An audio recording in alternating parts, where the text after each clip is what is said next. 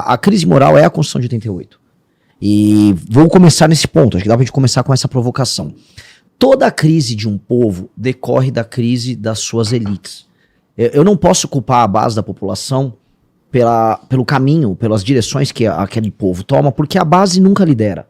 E lógico, a gente ouve aquela propaganda democrática, tipo, todo o poder emana do povo, o povo... Cara, em lugar nenhum da história o povo mandou. E não é pra mandar. Tá? Essa mentira que a gente aprende na escola e tal, é uma mentira que deixa a gente perdido e alienado. A gente tem que entender assim, as decisões são tomadas por quem está em posições de poder. E poder se dá de muitas maneiras. Existe poder econômico, poder político, poder militar, poder midiático. Portanto, as pessoas que possuem poder, elas tomam decisões. A decisão tomada por um motoboy, ela não interfere na realidade quanto a decisão tomada por um presidente de um banco ou por um deputado federal. Logo, as elites, e quando a gente, veja só que interessante, quando a gente estuda a história da humanidade, a gente não fica estudando a história, olha, conheça a história desse camponês romano, ele arou muito a terra dele e ao longo da vida dele ele plantou muito trigo e um dia ele morreu. Não, você vai estudar a história dos grandes generais, os oradores, os homens que influenciaram aquele povo. Portanto, a história é conduzida pelos grandes líderes.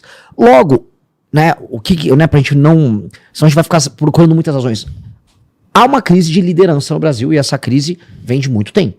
O Brasil foi fundado mediante um pacto que foi firmado entre todas as lideranças regionais, sob o comando do Dom Pedro I, os pais fundadores brasileiros participaram disso, o Dom Pedro II segura aquilo, uma das razões de manter, vamos dizer, um país tão heterogêneo de pé foi, você teve que manter as oligarquias mandando por muito tempo, por isso a gente não teve uma industrialização no começo, o Barão de Mauá, ele foi sabotado inclusive pelo Dom Pedro II, a escravidão durou muito tempo, depois tem a República Velha, com essas lideranças administrando o Brasil de uma maneira anacrônica, aí vem as revoltas tenentistas, vem o Getúlio Vargas, 32 de São Paulo, ou seja, a gente tá tendo sempre convulsões e problemas de liderança, só que se você vai na gênese, você vai ver, ok, nós temos elites muito ruins, e as elites são muito ruins há muito tempo, e por serem muito ruins há muito tempo, a entrega que nós temos enquanto nação, ela será necessariamente muito ruim. Porque, veja, o Brasil não é um país que tem uns... a terra é maravilhosa, mas tem uma terra ok, nós somos o melhor lugar do mundo para plantar, mas temos terras agricultáveis, temos uma boa Embrapa que produziu bastante coisa, temos um território extenso, podemos não ter a população que produziu as maiores invenções do mundo, mas não é uma população inviável, como as piadas que vão fazer, o Brasil é um bostil, como dizem. Não, o Brasil tem muitos pressupostos que podem permitir que ele seja muito melhor do que ele realmente é. Basta ver a Índia. A Índia é um grande player internacional, com uma população que em grande medida está num estágio inferior à população brasileira, na maior parte dos indicadores que você for tentar levantar. Então, o que nos faz ser tão pior do que a Índia? Naturalmente, a elite indiana é muito superior à elite brasileira, mesmo não sendo grande coisa. Assim como a elite chinesa é muito superior à elite brasileira. E aí a gente vai chegar na questão da crise moral. As decisões tomadas por essas elites, e a gente tem que estudar essas decisões que foram tomadas, foram todas decisões que levaram à manutenção do status do poder delas, mediante a expropriação do trabalho das classes médias e da criação de um sistema, isso se deu muito quando o PT chegou ao poder, de um sistema de cooptação da base.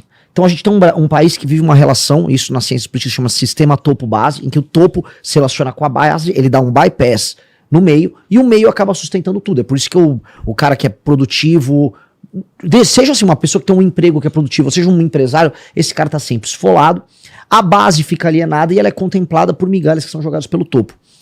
Nós precisamos, para corrigir isso, quebrar esse sistema, porque o topo tá tão seguro com a compra da base e com a manutenção da alienação do meio, que o topo ele começa a expressar seu modo de vida de maneira segura. É por isso que o Alcolumbre ontem estava dançando, enquanto a gente vai descobrindo que os nomeados dele, o Otto Lobo... Otto Lobo, presidente da CVM. Exato. O Otto Lobo é uma nomeação dele, e o Otto Lobo é basicamente um criminoso tocando a Comissão de Valores Imobiliários, vai interferir... E ao mesmo tempo que eles estavam passando o auxílio gás, ou seja, estava fazendo esse mecanismo de... topo base. Então... Exato. Nós precisamos destruir a relação topo-base que nós temos no Brasil, para explicar assim, qual é a minha tese, e nós precisamos substituir a elite. E essa substituição, em alguma medida, será traumática, como toda substituição de elite é. Nunca há substituição de elite que é bacana. Sempre será, em alguma medida, traumática. E nós vamos precisar fazer isso. Isso é uma crítica direta ao assistencialismo, essa manutenção, poder, a gente pode chamar de compra de voto, pode chamar de um monte de coisa. Mas como quebrar isso? Acho que talvez seja um ponto, né? Como que você quebra essa alienação que você coloca? Não tem como fazer isso em doses homeopáticas, na minha leitura. A quebra do assistencialismo? Eu acho que dá... Não, a troca da elite. Sim, o problema... Isso vem de alguma forma, em algum grau, por ruptura. Fazer em doses homeopáticas me parece algo muito difícil. É difícil. É difícil porque existe uma inércia. O que eu quero dizer, qual é a inércia? Vamos supor que um menino muito idealista que está nos assistindo, ele quer se tornar um juiz, porque ele quer ser um bom juiz. Em algum momento, né, ele tá já no 3º ano dele sendo juiz, aí vem um penduricário. Ele, não, eu vou recusar. Aí ele quer saber, tá todo mundo roubando. A inércia, o padrão cultural puxa o cara a se tornar o juiz do penduricário. Assim como um cara que às vezes ganha uma eleição para deputado federal, vai interferir na realidade de uma maneira interessante.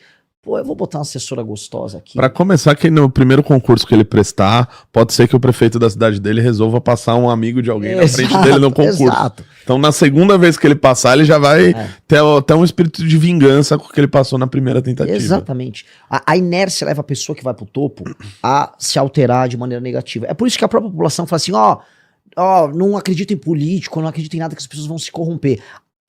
A ideia de que a pessoa vai se corromper no processo, ela é muito brasileira, por quê? Porque como os costumes das pessoas nas posições de elite são corrompidos, você imagina que todo mundo que vai pra lá alterar aquilo vai se corromper, e na verdade vai.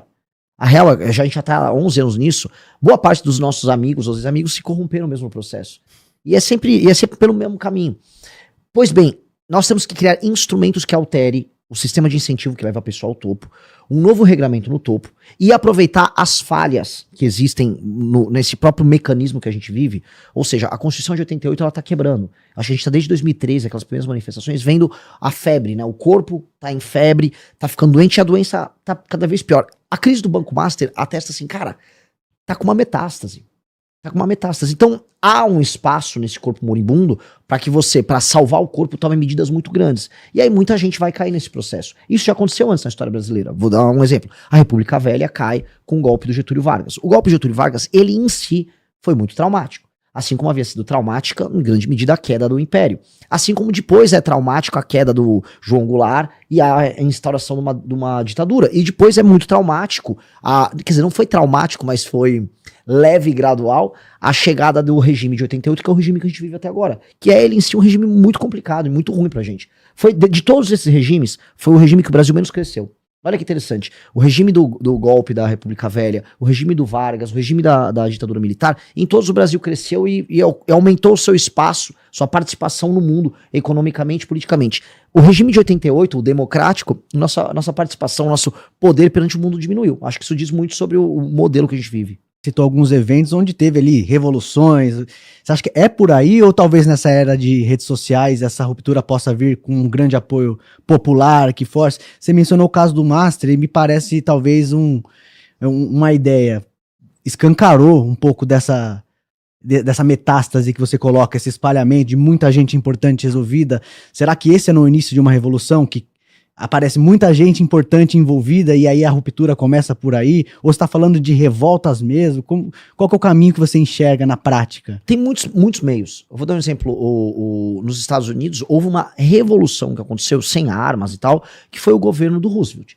O Roosevelt, ele hiperempoderou o poder executivo nos Estados Unidos e a América pré e pós-Roosevelt, assim como a América pré e pós-Lincoln.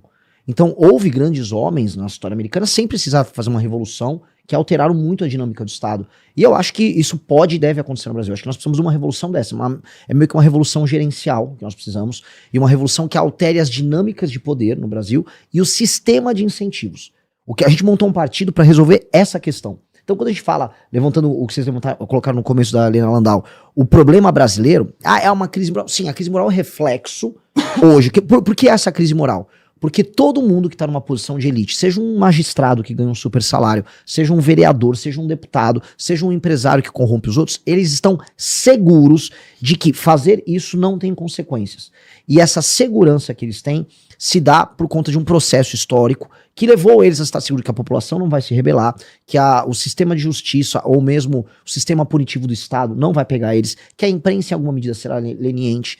Então, isso virou cultura. Portanto, há um trabalho muito grande em resolver. Há os problemas. A maior dificuldade pra gente fazer isso, pra mim tá dada, é a dificuldade que a classe média, como nós falamos, é uma aliança topo-base, a classe média tem em tomar consciência do problema. E a classe média não toma consciência do problema. A classe média do Brasil, ela deteriorou. Por várias razões. As redes sociais, a gente achou que iam libertar as pessoas. Ah, todo mundo vai estar... Mentira, as redes sociais elas estão atrapalhando as pessoas. E hoje você tem, vamos dizer, um tipo de identificação que não é mais com causas por parte da classe média, mas sim com pessoas. Então, vou dar um exemplo. O caso do Banco Master, ele não vai andar perante a classe média, e eu já estou vaticinando aqui. Ele não vai andar porque não interessa que ande para representantes fortes na classe média. O bolsonarismo é o maior exemplo disso. Em grande medida, eles não querem tratar desses assuntos, porque eles já estão inseridos nesse jogo, eles também estão viciados. Então, ao estarem viciados nesse jogo, uma parte da população vai ficar assim. E a outra parte da população que, sei lá, saiu às ruas em 2013 eram mais à esquerda. Uma espécie de uma esquerda antissistema. Também não existe, essa esquerda é pró-sistema. Então não existe meio que nada. A gente tá agora, a gente fez manifestação, a gente tá tentando fomentar isso. Vamos tentar ligar a faísca, mas é difícil. Agora é carnaval, é Big Brother. Prioridades vão mudando, né? Prioridades, A Copa tá aí. Hã? A Copa Copa do aí. Mundo tá aí. Então aí, difícil. É um país difícil, tá? É um país que foi desgraçado, assim. Mas a gente tem que tentar, né? Eu não sou americano, a gente não é russo. Nossos problemas são brasileiros, a gente tem que tentar fazer a nossa parte. Gostou dessa análise? Assista o Análises Renais de segunda a sexta no canal do MBL Live TV, às 15 horas.